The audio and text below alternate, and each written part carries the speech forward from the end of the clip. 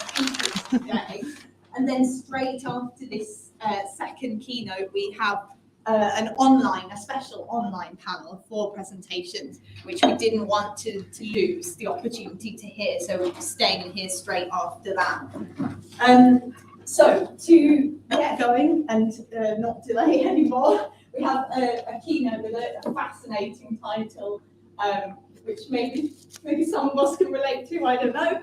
It's my pleasure to welcome Dr. Elisabetta Zontini and Dr. Elena Genova to speak to us now for our second keynote speech. And we met, I don't know, maybe it was through MICaRD Migration Network in other places, and we thought it would be great to have them here. They are our neighbours, and they're in the School of Sociology and Social Policy at the University of Nottingham, so relatively speaking, we're right next door.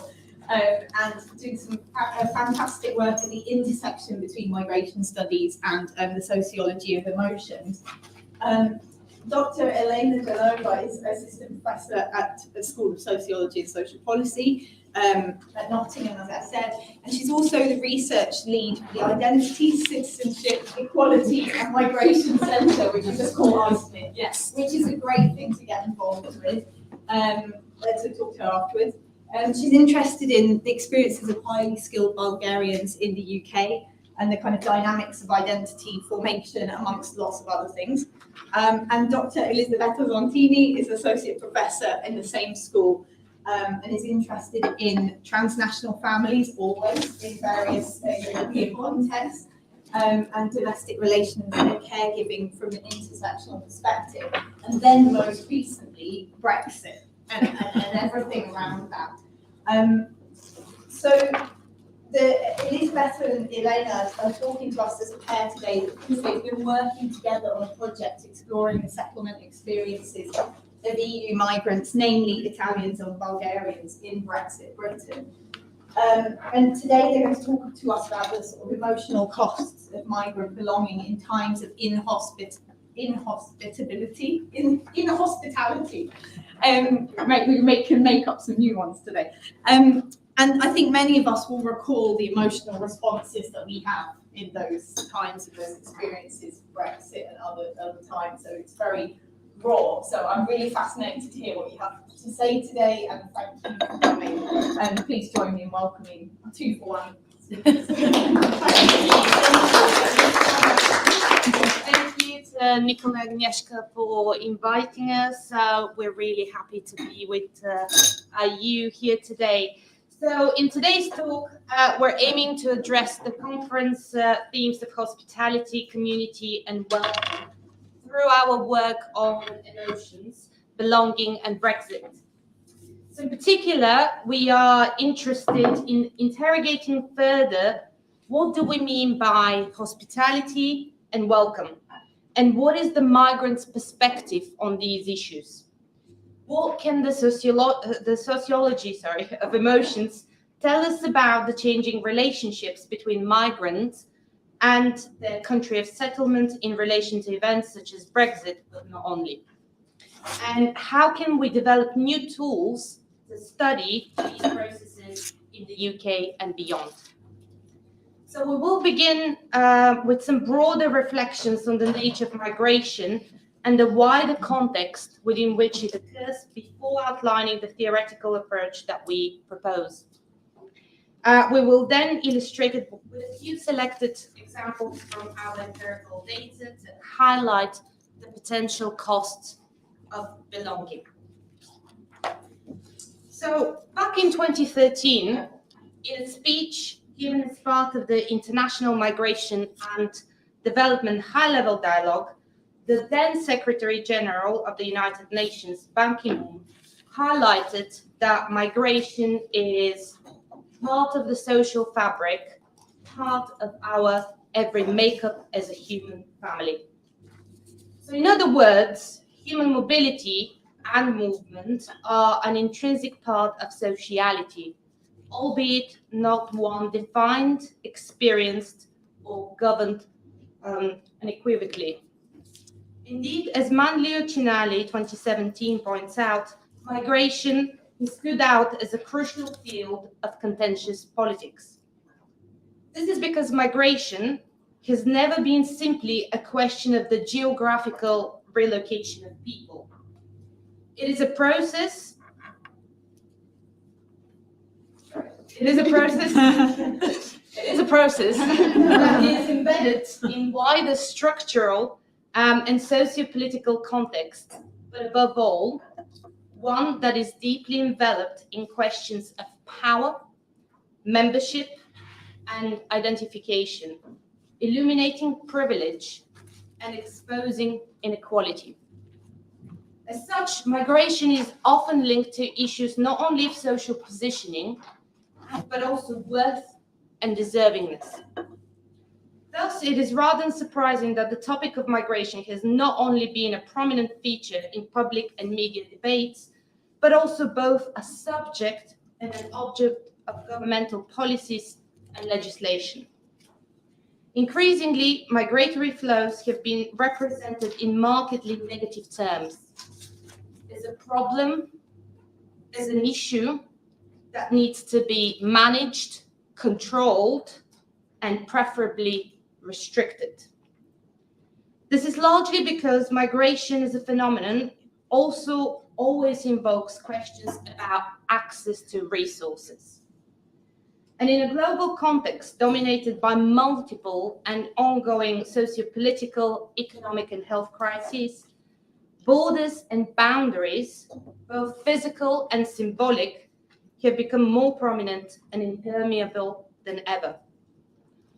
In the UK and across Europe, despite nation states' reliance on a migrant workforce in many sectors, we have seen increasingly restrictive policies aimed at reducing migratory flows as a way to placate aggrieved citizens, with migrants especially being used as scapegoats for a number of social ills. And in the UK, this manifested in the hostile environment policy and in the termination of the freedom of movement for EU migrants post-Brexit, with a consequent recalibration from EU citizens to immigrants. In terms of policies underpinning the management of diversity in many countries, we have seen a growing shift towards neo-assimilationism, where migrant rights and deservingness then become the fault lines along which belonging is determined. Emotions have been increasingly seen here as important to understand these shifts, with commentators talking about the emotionalization of public life, a process where governments focus on the management of public feelings when developing policies. Here we mostly see how negative emotions such as fear, anxiety, and hate are often invoked to exclude undesirable migrants. Important work, such as the one of last year, focuses on how emotions, including positive ones, such as compassion, are used to enforce and justify oppression. In today's talk, however, we want to focus our attention on the perspectives of migrants themselves, turning them into subjects rather than as objects towards which emotions are directed.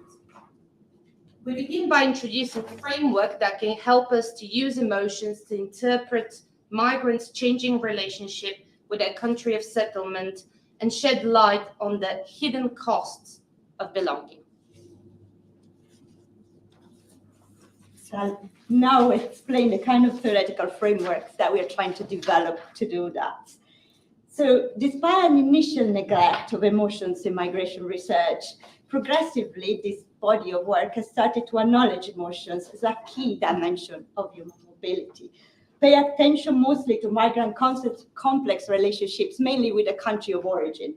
And this is evident in the literature on transnational families, on return migration, on the role of material objects in the migratory experiences, and so on. Fewer studies, in our view, have explored the emotional ramifications of migrations in terms of the host society from the perspective of migrants. focusing predominantly on the negative emotion reactions by the host societies to the scale of migration of specific groups of migrants, their welfare rights, and their access to the labor market. This neglect of emotion has partly had to do with a long-standing preoccupation in integration type of studies with structural factors. A growing number of integration scholars, however, are shifting attention to the subjective dimension of these experiences, scrutinizing, for instance, how migrants establish social relations and networks and build social and cultural capitals that can enhance their sense of belonging. With Brexit, emotions have started to receive attention in the literature, and there is now a rich body of literature that has tried to capture that initial reaction that Nicola was mentioning, and what happens at the beginning, and how Brexit has started to disrupt migrant integration, impacting on identities, plans for the future, and overall sense of belonging. However, we noticed that in that literature, an emotional consensus quickly emerged among the scholars writing about that, and the emotion were conceptualized as Brexit was conceptualized as a unique event, and then the feelings that were described were markedly negative. More recent, though, some authors like Kilke and Ryan have started to question the uniqueness of Brexit, and authors like Gazlevsky and Saskira, I can't say that, began challenging the static notion of the emotional reactions to Brexit. So in aiming to respond to recent calls by various authors to rethink integrations in ways that move beyond measurable variables and encompasses the subjective dimension and the subjective experience of those involved, we have started to draw on the sociology of emotions to try and develop a different approach to go about accounting for this. So in the sociology of emotion has long pointed out that affect is important for meaning making. Through feelings, people can understand their outlook on the world, as they provide a connection between what people are seeing and what they had expected to see. Feelings also serve as a clue for how people might act. So we think that documenting migrants' emotional displays in relation to unsettling events, such as Brexit, but not only, can provide important insights into the changing relationships that they have with the receiving societies in which they live, including how they see themselves in them. So we draw here on Hochschild's seminal work, where she distinguished between emotional work and emotional labor. Specifically, she argues that people act according to feeling rules, which govern the ways in which they have to display their emotions correctly in any given situation. We contend that feeling rules are also at play in relation to the public display of emotions deemed appropriate for migrants in the receiving societies. Similarly to service workers that Hochschild had studies, migrants can conform to these rules through deep or surface acting, or can reject them, but with different consequences. As Brigitte has highlighted, emotion regulation is just one aspect of the relational patterning of emotions, where people respond to the attitudes that others have towards them. So actors can defy feeling rules by refusing to manage their feeling appropriately and not submitting to conventionally acceptable emotions. So in examining how migrants display their emotion in Brexit Britain, we find useful the concepts of emotional habitus developed by Gold in the context of gay and lesbian activism in the US, as it brings together the social and conventional aspects of emotion with their non-conscious and bodily components. For Gold, emotional habitus of a social group provided with a template on what and how to feel. Such emotional habitus is shaped by the field in which it operates. It's also shaped by the position that that particular group has within the field. Specifically for marginalized group, it can be ambivalent, as it influenced simultaneously by the prevailing emotional habitus of a society, but also about their specific experiences of oppression. Moreover, those in more awkward social positions tend to have a higher need for intensive self-monitoring and such work can become sedimented in people's habitus. So hegemonic emotional habitus tend to be based around feelings such as loyalty and gratitude for those that uphold social structures and relations of domination. For her marginalized participants, their emotional habitus included an ambivalent hope for social acceptance, as well as a sense of shame for their difference. And shame is an emotion that's been described as being often associated with actors feeling rejected or losing worth in the eyes of the other. Conversely, those in more powerful positions can express socially unacceptable feelings and emotions, such as anger, more easily. Anger is an emotion that needs to normally be restrained and controlled, particularly for subjugated groups, but also for women more generally, who are associated with powerless emotions such as fear and sadness. Feeling anger, however, can be seen as an achievement, as a signal that a situation is perceived as unjust and in need of change. And it might spark action. Indifference, on the other hand, can be seen as an emotional numbness where actors deem their inner signals to exit a situation that they find distressing. In transposing these insights from the sociology of emotions to the debates on migration and diversity, we heavily draw on the work of Bridget Anderson, which highlights the importance of social acceptance for migrants. In her view, migrants need to show that they belong to what she calls a community of value, defined as being composed of people who share common ideas and exemplary patterns of behavior expressed through ethnicity, religion, culture, or language. The latter requires migrants to show themselves as good citizens with the right kind of values.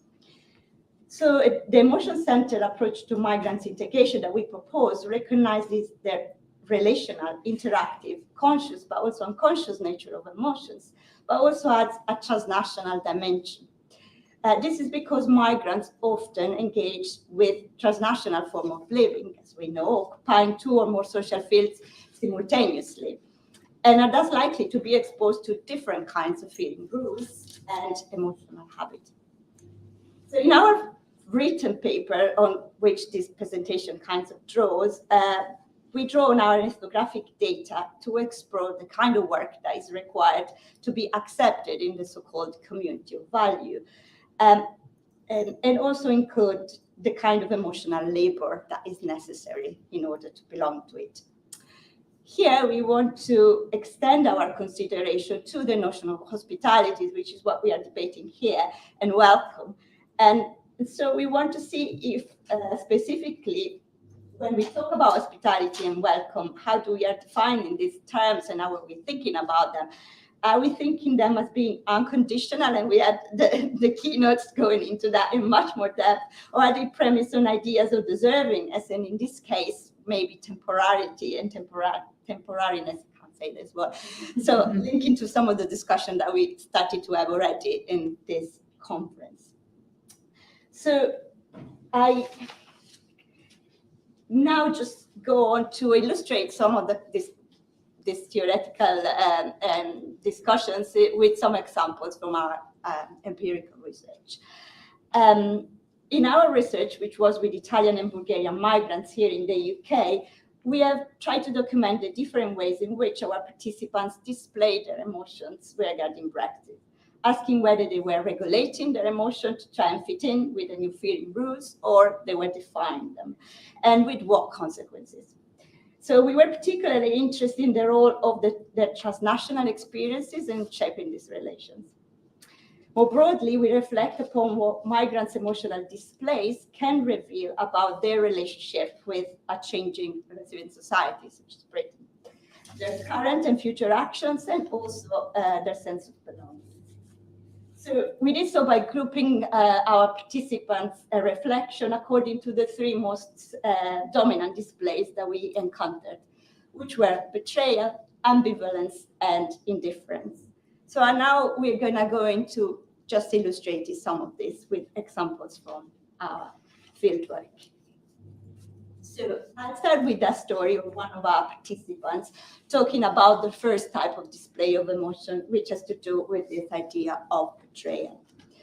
So Sylvia had moved from Italy to the UK in the early 2000s, after having tried to settle in Spain first and then in the US to try and find a kind of job matching her qualifications. And then she settled in the UK for better work opportunities, as she said. In the UK, she successfully managed to find work in her field, which was in the area of museum management, and met an Italian husband, and then subsequently had a daughter. She has also bought a flat in London and had several good friendship networks. And paraphrasing Vanessa May's definition of belonging, she felt at ease with herself and her surroundings. She actually felt part of the social fabric of the country where she was living, Britain. And until Brexit happened, she did not consider herself as a guest with a time limit on her welcome. With the referendum result, she realized for the first time that she had never been perceived as a full member of this nation. In her words, it felt like if the country had told her, and I quote, "Look, I don't love you as much as you love me." And so you say, "Oh, sorry, I didn't understand. I thought we got on well. We were a good couple, my dear England." So for her, it was the first time that she realized that there was actually an equal power relationship in that kind of love relationship that she thought she had.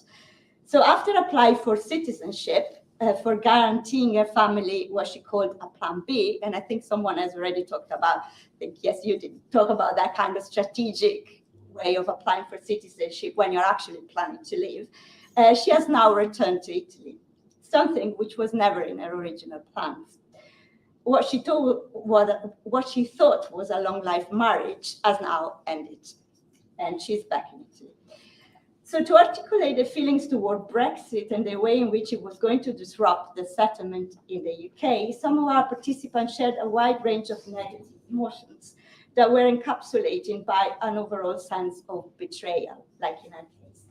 This is a complex display of emotion that encompasses feelings such as anger, shock, disbelief, incredulity, a feeling of having been patronized, and so on.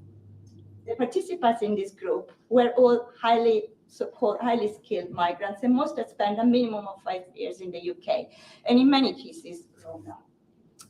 So our data revealed through that experiences and interpretation of Brexit were not only classed, but also gender, and indicative of migrants' relative social positioning within EU privilege. So, for example, our long-standing male Italian migrants experienced Brexit as and I quote, as an eye-opener.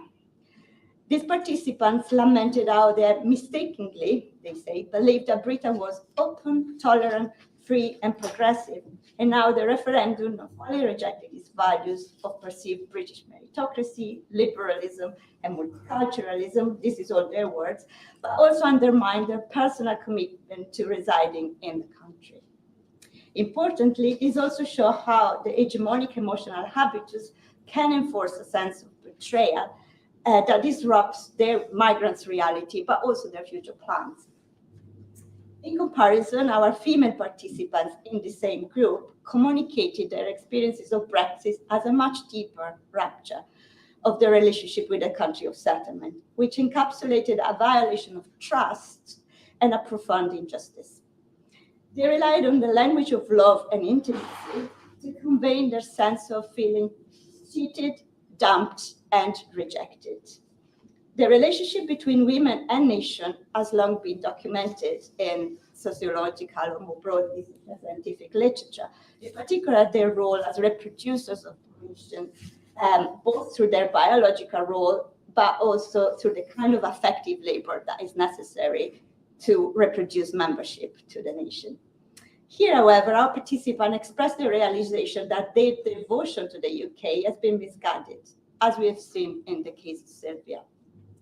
For participants in this particular group, Brexit resulted in a tipping point that made them realize that despite all their efforts, they were not seen and never will be as part of the so-called community of value, making them regret falling in love with the country. For our female Italians, Brexit resulted in a sense of profound anger that they continue to express long after the 2016 referendum. That's contrary to what some authors have anticipated.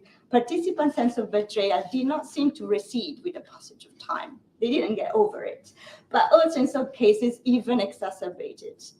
For them, Brexit was a betrayal too far, something that cannot be easily forgiven or overcome. This is illustrated, for instance, in the quote by Paola, another of our Italian participants, who reflected. And I quote, "It's like when there is a relationship with a partner and there is a big fight. You start doubting many things that you had never considered before.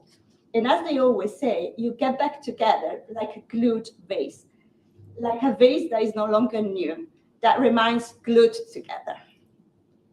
So contrary to the existing literature, which argues that women do a bigger share of emotional work because they are more interested than men in preserving relationships, our Italian participants saw their relationship with the UK as broken, as something that was irreparably broken, and so started to manifest openly their anger, provoking conflict and misunderstandings, both in the intimate sphere. So many of the Italian women who had a British partner, they talk about the fights they were having at home because they were just angry about everything, and their partner did not understand why. And at work, where they felt that the issue was ignored or silenced.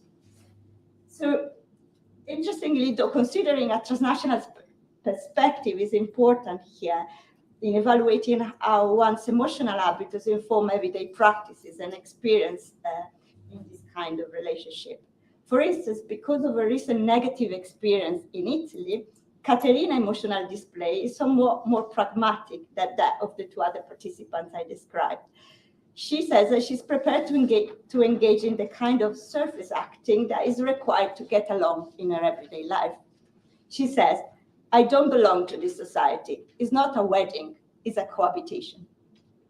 So although EU migrants who had settled in the UK before the end of the transition period have been now allowed to stay through the settlement status, and we have heard some presentations about that, they have now been made to feel as guests, whose presence is conditional, something that has profoundly affected their sense of belonging, as well as shaping their daily practices, but also the kind of plans for the future that they are making. So next, we want to tell you a little bit more about the group of people who experienced Brexit slightly more ambivalently. And we want to tell you the story of Bulgarian Christina. So she arrived in the UK in the year 2000. And she works as an administrator for the NHS, a job she absolutely loves. She literally goes to community events where she talks about her love for the NHS. And she's mostly lived in suburban areas, which she deliberately sought as they kind of have a greater sense of community that reminds her of Bulgaria. So in my previous life, as she says, she was a barrister and she was married with one daughter. But she became increasingly very disillusioned with the way the judiciary system was working in Bulgaria, and she just couldn't see her future as a lawyer there. So she decided to take a law course at a university in the Midlands, and she never came back. She then met with her second husband, who was English, on a night out, and later on, they had a child together, so they kind of had a whole life together. Later on, they separated. But what is quite interesting is that while professional disillusionment was one of the drivers behind her migratory project, it was also what suffered the most, as she regrets not going back to law. And she described migration as a trade-off, and she says, you trade off your old life for something new. And yet she also reflected on the emotional costs of this trade-off. So using the same love analogy employed by many of our female Italian participants and reflecting on Brexit, she remarked, she said, it's like when your lover breaks up with you and you're like, oh, but he can have me back and, you know, but it's too late. You might have 3 children together, but it's very, very painful, is what she says. So betrayal here is clearly associated with pain, but unlike the Italian women who regretted falling in love with the country, Cristina here is hopeful that the relationship will work. So she says, I still believe that Britain is tolerant. I still want to believe it. I'm, still in love with the country, but the country is not in love with me anymore. So here the phrase, I still want to believe it, signifies a deliberate action to make her feelings and thoughts fit the kind of Britain she would like to inhabit. Her attempt to belong to the community of value is illustrated by her remark. Loads of immigrants come here, she says, and they don't want anything but just to be the best British citizens they can be. And that was my intention. I wanted to be the best I could be to this country. So we can see here a deliberate and purposeful effort, an act of management. The interview also demonstrated the importance of considering the transnational context that frames one's emotional habitus, which can be really complex and even polarized. The latter is evident in the fact that in her narrative, she often contrasted her negative emotions of frustration and exasperation of her previous occupation as a barrister in Bulgaria with the pride and joy of working for the NHS as an administrator. So this was further emphasized by her deliberate choice to be interviewed at her hospital's cafe and also continuously reaffirmed when taking part in these social and community events that I mentioned. So even though she has effectively undergone a process of de-skilling, we can very clearly see here the emotional labor employed in working on her negative emotions and having faith in the inclusivity of Britain. Her case thus very clearly illustrates the complexity of emotions and their relational and interactive nature. So similar to Hochschild's flight attendants, many of our participants managed to conquer their emotions by depersonalizing the situation. This was achieved by not taking it too personally and portraying themselves as rational actors capable of adapting quickly to any environment. Many participants made the point that the anti-immigrant sentiments connected with the referendum were not really about them. Distancing themselves from the real migrants is thus another strategy employed to navigate their current situation. This is done by young professionals, for example, who invoke their cosmopolitan values and adaptable dispositions, and by those who, while doing precarious jobs, stress their ability to work hard and their difference from Anderson's non-citizens. So for the former, this distancing means portraying themselves as rational agents, focusing on their pragmatic and individualistic plans to succeed. And this allows them to present themselves as the kind of, and I quote, the rational, self-owning and independent citizen who naturally belongs to the community of value. Re-establishing belonging, however, also entails policing the boundary of the community of value by drawing a line between themselves and less desirable migrants. And such moves to create social distance are really not new, but Brexit has further reinforced the need to do so. While in the context of Brexit, all EU migrants experience a loss of mobility rights that puts them on par with other non-EU migrants, it is worth noting the slight difference in the emotional reactions between the two nationality groups here. Our Italian participants appeared to be considerably angrier in their responses to kind of the newly acquired status of migrantness, in Gerard's words.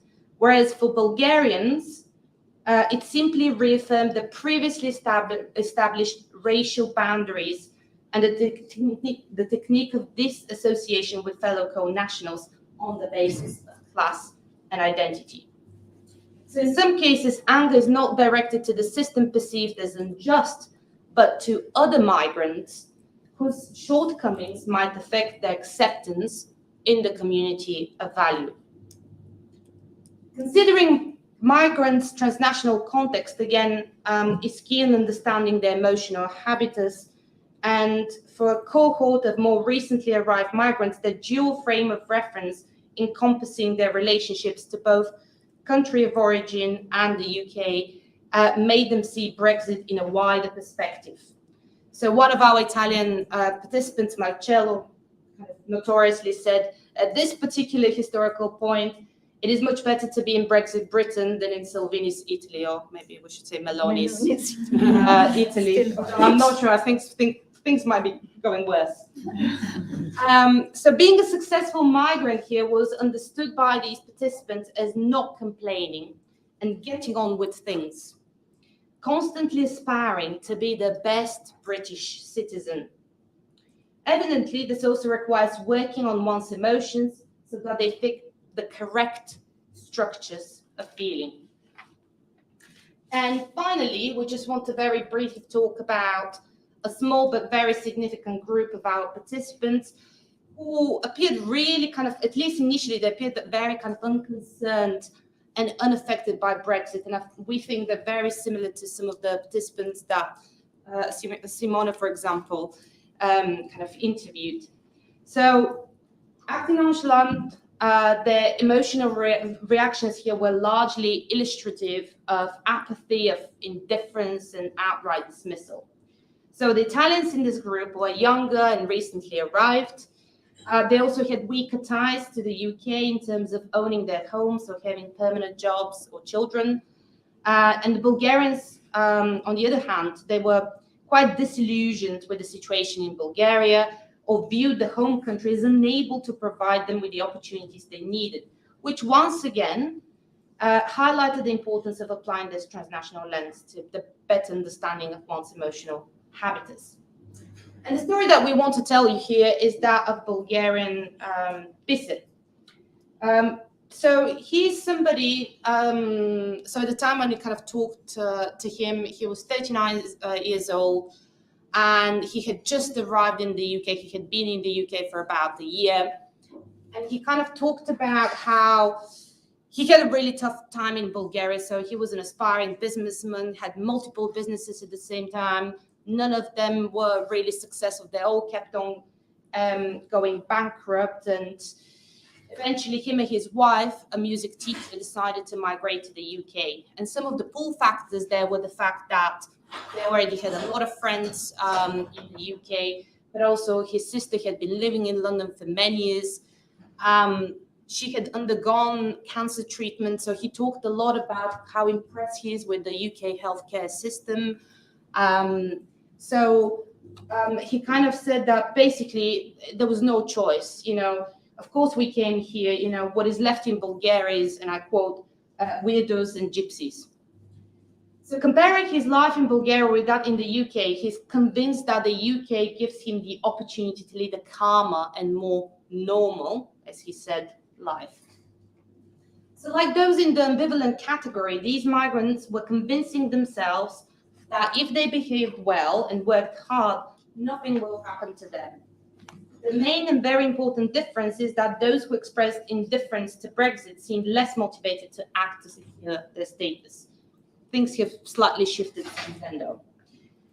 But initially this was either because they were for a long time in this kind of denial, thinking that it ultimately it will never happen, or because they knew very little about its possible impact on their rights, and in some cases that continues to be the case.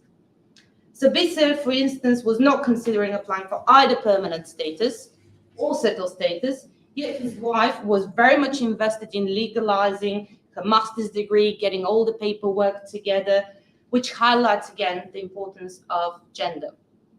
A large group of our participants, especially those who had come recently, seemed to know little about the processes involved and the requirements, leaving them in a particularly vulnerable position. They had experienced precarity in both their country of origin and in low-skilled jobs in the UK, they navigated their day-to-day lives without thinking too much about the future. Many in this group were young people who saw migration as an opportunity to reach some short-term goals rather than kind of being concerned with eventual settlement. And belonging here was temporarily limited. So to conclude, with this talk, we aim to highlight emotions as a useful tool to understand migrants' changing relationship with their receiving society.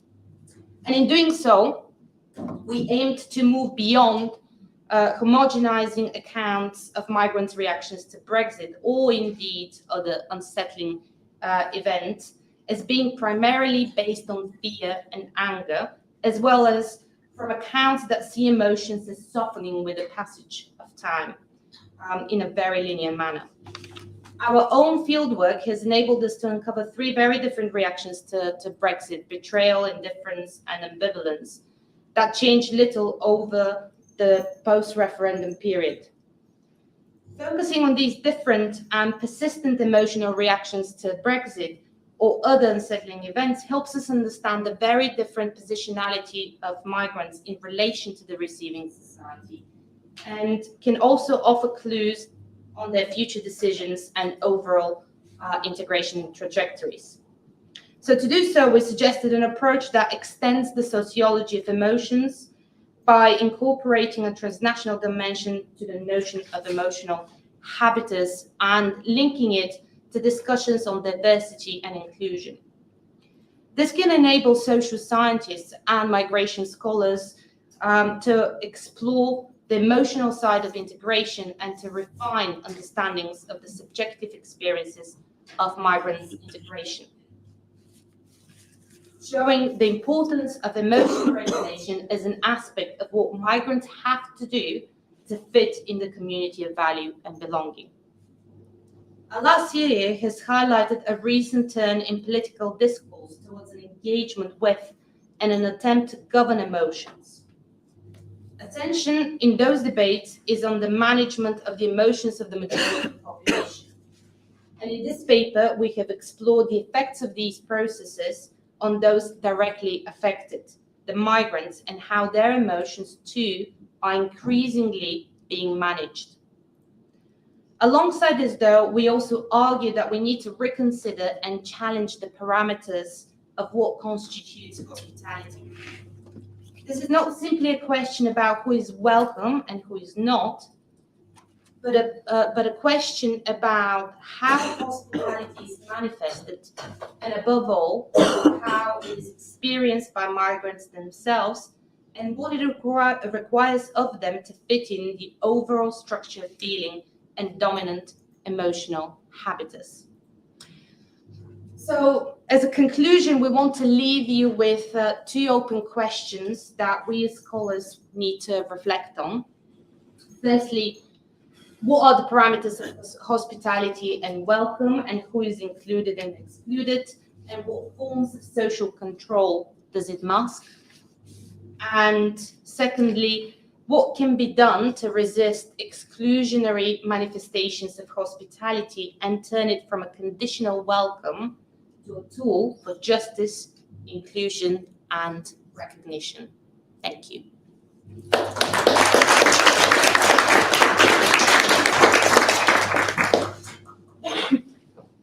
Do we have time for questions?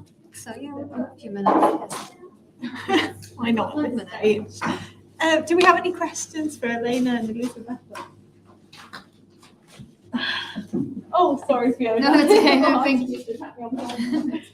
Thank you very much. That was really fascinating. Can I ask this just a quick one, really? I just wonder if the kind of love analogy, especially from women, just came up naturally amongst all of your different interviewees. Yes. So when we were looking over at the transcripts, nearly all of the women used it, and it wasn't something we asked about the relationship with the UK, just in those terms and their experiences of it. They all explain, like they try, can I explain it to you? And they all chose to explain it like that, to explain, because they went with the word relationship, but they then made it into a love analogy. None of the men did that. It was all of the women, and it wasn't just mostly the Italian women, not only, because even the Bulgarian women like Cristina that Elena talked about, she had a different narrative, but she used the same analogy. So she went on for, yes, it's like a relationship that didn't quite work out, but I'm working on it type of thing. So they all did that. I guess even in the wider media, you know, it was called the divorce, right? We had the divorce bill and etc. So it was always kind of No, we didn't kind of. Brilliant, thank you. No. Hi, so that was really interesting. And perhaps with the second question, the sort of love ethics that I was talking about earlier might be relevant in that context. But just to follow up to this question, I'm just wondering, what are your thoughts on why it might have been that the women were the ones that used this word love? And what do you think? You know, I'm just asking because obviously you didn't probably follow up with them as to why they actually used that analogy. But I just wondered, from your own perspective, why do you think the women were the ones who used love and the men didn't use that particular analogy without probably descending into any stereotypical? Yeah. I don't know. I can give you some of my thoughts on some things I've written about it, and then I don't know what Elena wants to their perspective. But what I think it was for the Italian women that I know better was that they really felt that, and we are talking here of the women who have been in the UK the longest. These are the ones that are in that first category, the one that talk about love. And for them being and coming to the UK, it really meant a change in their circumstances. So they really had been successful at their migration, whichever way we want to define success. But basically, these are women that in the UK could develop or study, for instance, and then find jobs in the areas they wanted to, and they could live the life they wanted to live. So they had a lot, they felt they had gained quite a lot by being in the UK. And they all talk about, and I've chosen to be here. And they could have done other things, but that's what they did. And over the years, they kind of managed to get to a position that they were happy with in terms of jobs or education or a sense of belonging. They actually thought that they belonged.